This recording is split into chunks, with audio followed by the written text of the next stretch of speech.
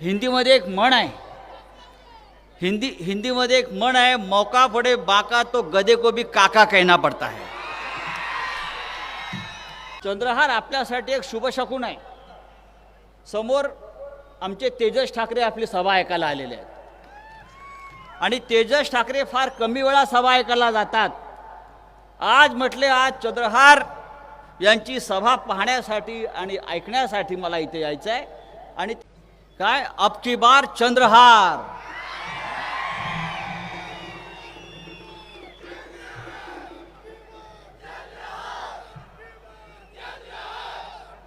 त्यांच्याकडे उद्धवजी त्यांच्याकडे काय डबल इंजिन ट्रिपल इंजिन, आमच्याकडे डबल महाराष्ट्र केसरी आहे. त्याच्यामुळे डबल इंजिन ट्रिपल इंजिन आता सांगलीमध्ये फेल. आपण सर्व ज्या विराट संख्येने इथे जमलेला आहात, मला क्षणभर वाटलं की इथे कुस्तीची दंगलच सुरू आहे. कारण सांगली कोल्हापूरला एवढी गर्दी कुस्तीलाच होती. पण माननीय उद्धवजी आले आणि ते खास पेलवान चंद्रहारसाठी आले.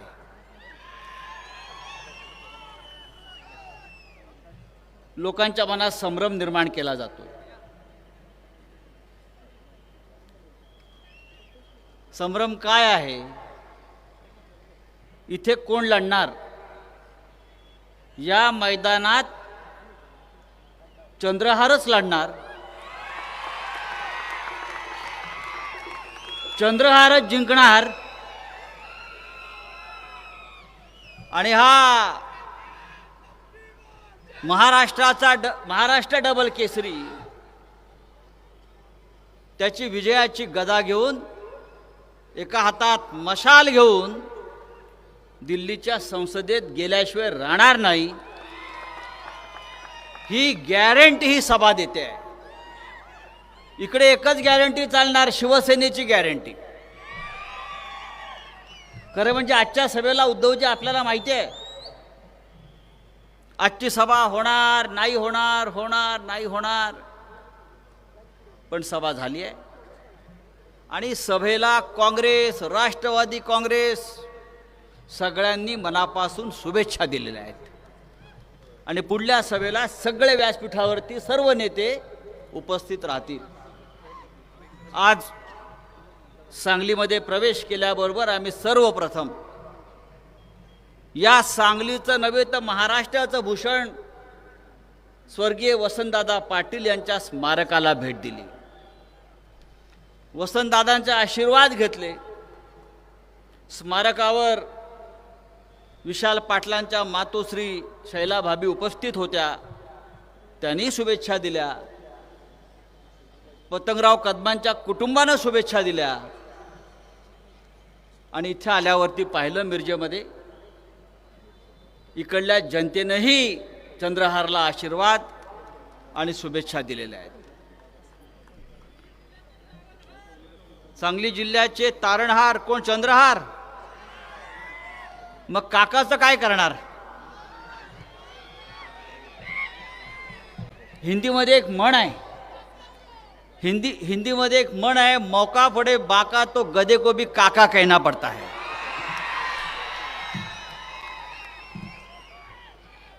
आता ते चालणार नाही.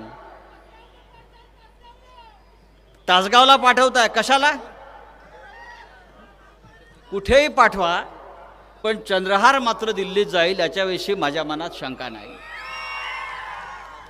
या महाराष्ट्रामध्ये आणि या देशामध्ये सध्या एकच आवाज घुमतो आणि एकच आवाज ऐकला जातोय, तो म्हणजे शिवसेनेचा आणि माननीय उद्धव ठाकरे साहेबांचा. या देशात आज नरेंद्र मोदीला कोणाची भीती वाटत असेल तर ती फक्त माननीय उद्धव ठाकरे साहेबांची.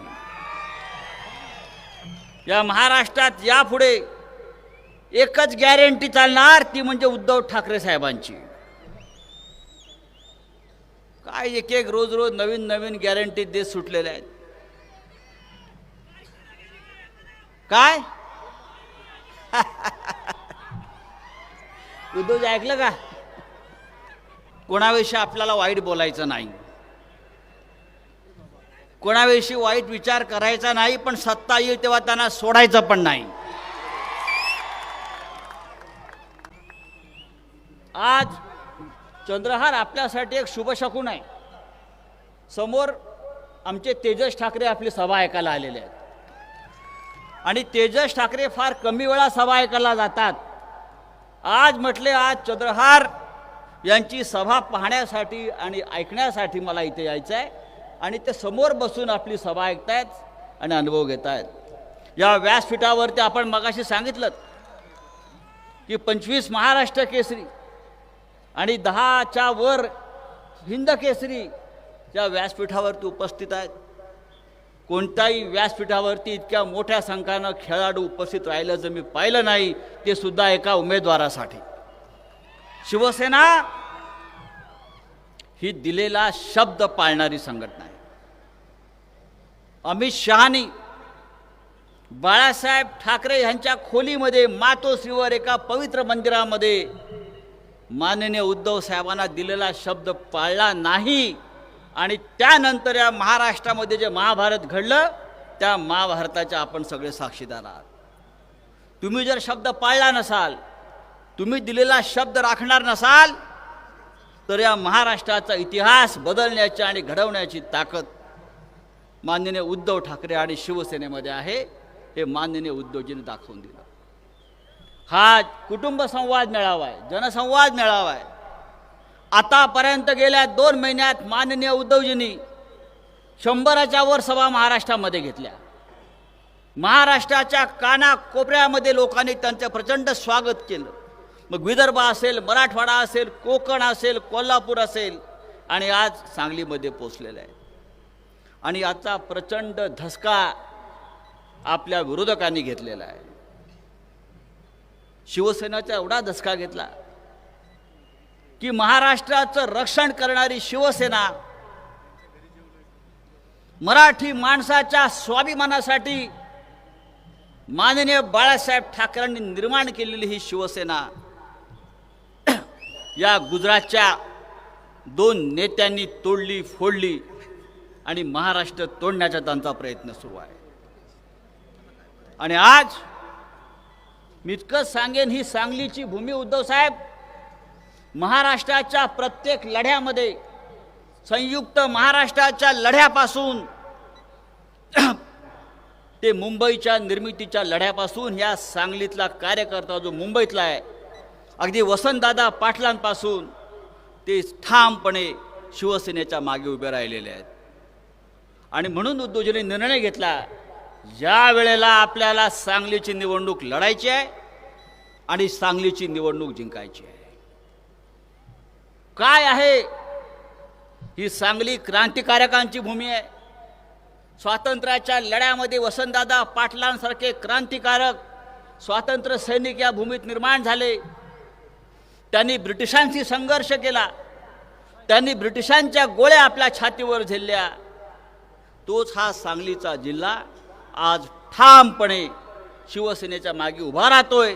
तो दुसऱ्या स्वातंत्र्याच्या लढ्यासाठी, जे आपलं स्वातंत्र्य, जी आपली लोकशाही नरेंद्र मोदी आणि अमित शहा यांनी संकटामध्ये आणलेली आहे. हे संकट आपल्याला दूर करायचं आहे. महाराष्ट्रावर 400 वर्षापूर्वी अशा प्रकारचं संकट औरंगजेबाच्या रूपाने आलं होतं. आज जे संकट आपण भोगतोय त्याच प्रकारचं संकट 400 वर्षापूर्वी छत्रपती शिवाजी महाराजांच्या काळामध्ये औरंगजेब महाराष्ट्रावर चाल करून आला होता. तेव्हा सुद्धा हा महाराष्ट्र त्या औरंगजेबाशी संघर्ष करून लढून त्यांनी हा महाराष्ट्र वाचवला. आज मी तुलना करतो की महाराष्ट्रावरती आज दिल्लीच्या आणि गुजरातच्या सुलतानांचा हल्ला का सुरू आहे. तेव्हा जेव्हा खोलात शिरलो तेव्हा माझ्या लक्षात आलं ही औरंगजेबी वृत्ती जी आज गुजरातच्या भूमीतून दिल्लीत गेली आणि दिल्लीतून महाराष्ट्रावर चाल करून आली, ती यासाठी की या महाराष्ट्रामध्ये छत्रपती शिवाजी महाराजांचा जन्म झाला, या महाराष्ट्रामध्ये धर्मवीर संभाजी राजांचा जन्म झाला, पण त्याच वेळी बाजूच्या गुजरातमध्ये औरंगजेब जन्माला आला होता. गुजरातमध्ये तुम्हाला माहीत नसेल की औरंगजेबाचा जन्म या गुजरातमध्ये दाहोद नावाच्या गावात झाला आणि त्याच्या बाजूच्या गावामध्ये नरेंद्र मोदीचा जन्म झाला. तेव्हा तुम्हाला कळलं असेल या महाराष्ट्रावर औरंगजेबाप्रमाणे या दिल्लीचे आक्रमण का होत आहेत. जे औरंगजेबानं केलं तेच आज गुजरातचे 2 राज्यकर्ते दिल्लीत बसून करतायत. ज्या गुजरातमध्ये औरंगजेब जन्माला आला त्याच गुजरातमध्ये मोहम्मद अली जिना जन्माला आला, ज्याने पाकिस्तान निर्माण केला. प्रत्येक जमिनीचा भूमीचा एक वैशिष्ट्य असतं.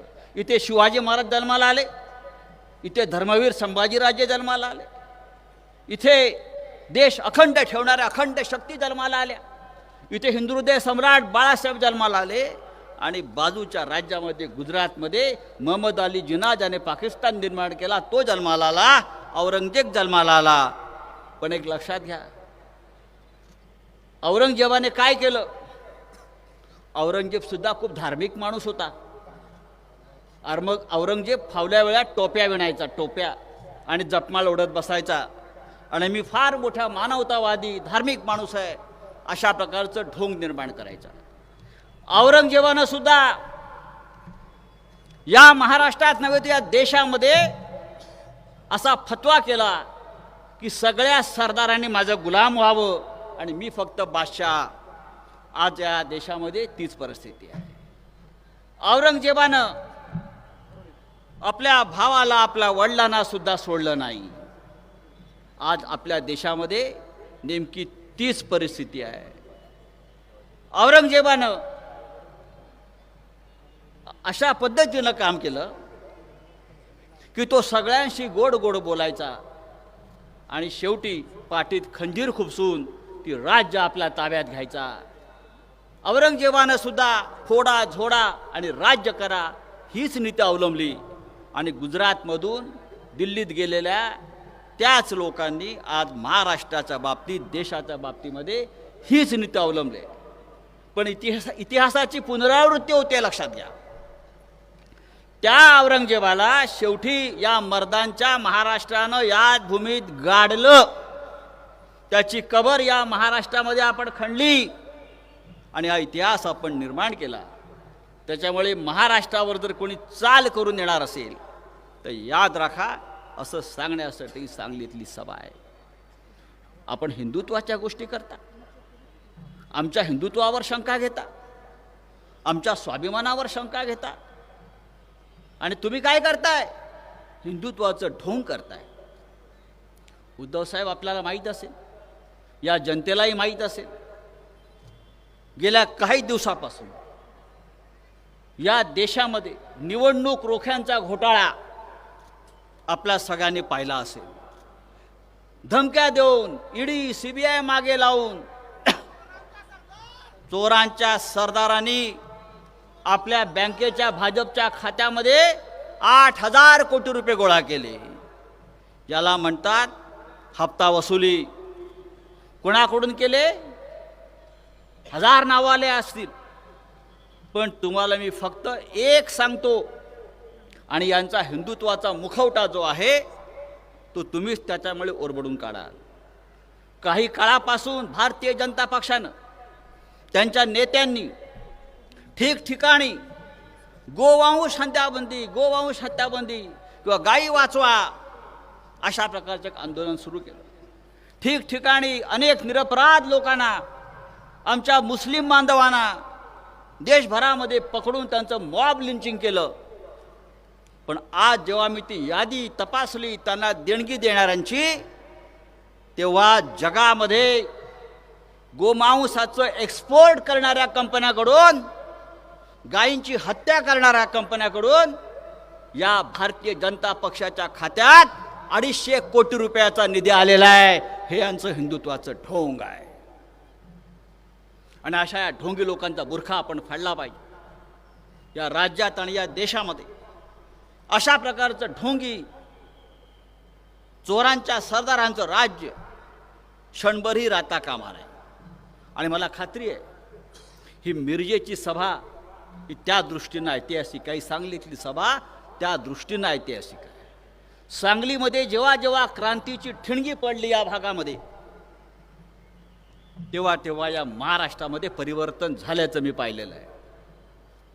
या मातीमध्ये या माणसांच्या मनगटामध्ये ती रग आहे आणि या माणसांच्या डोक्यामध्ये ती आग आहे परिवर्तन करण्याची. आणि म्हणून हे मशाल चिन्ह तुम्हाला त्या आगीची आठवण करून देईल. चंद्रहार पाटील हा एक तडफदार झंझावाती ज्याने अनेक वर्ष अनेक माध्यमातून आपली सेवा केली आहे. तो शिवसेनेच्या परिवारात येऊन आज या सांगलीकरांची सेवा करू इच्छितो.